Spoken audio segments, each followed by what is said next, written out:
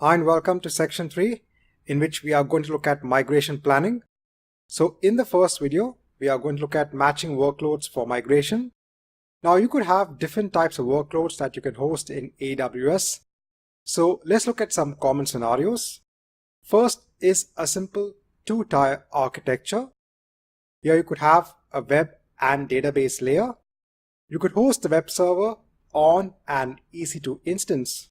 You could use the AWS Relational Database Service or DynamoDB to host the database layer, or if you want to have complete control over the database server, then you could host the database engine on a separate EC2 instance. So sometimes organizations want to have complete control over the server. This could be due to a variety of reasons, maybe due to customization, or maybe from a security perspective that they want to have complete control over the server itself. You could have a complex workload. So for example, you might want to move an Active Directory architecture onto AWS. So you might have your own on-premise Active Directory that you want to move completely onto Amazon Web Services. Now you could use the inbuilt services for Active Directory. So AWS does have some services in which you could use Active Directory out of the box. Or you could create your own infrastructure using AWS EC2. You could then secure your architecture. This can be done by using network security groups. So remember, network security groups is like a firewall. You could use it to control traffic that's flowing into your subnets.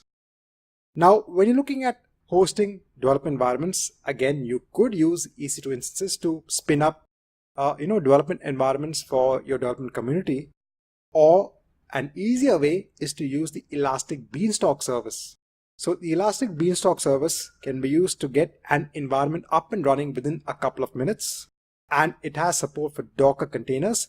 So it makes it easier to support or to deploy your Docker-based applications on the Elastic Beanstalk environment.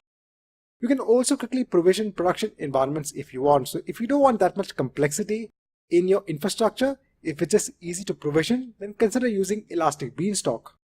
If you are looking at high availability, then look towards using the Elastic Load Balancer for distribution of traffic to your web and database layer.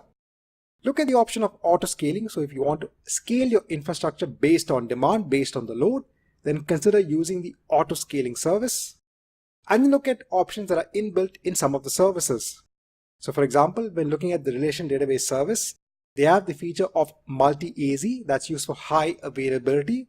So here, in case if the primary or your database goes down, then a secondary database instance will be spun up using the multi-AZ feature. Also, think about whether you need disaster recovery. So you could consider creating secondary environments in other regions. And in case if a disaster occurs in the prime region, then you can switch over quickly to the secondary region.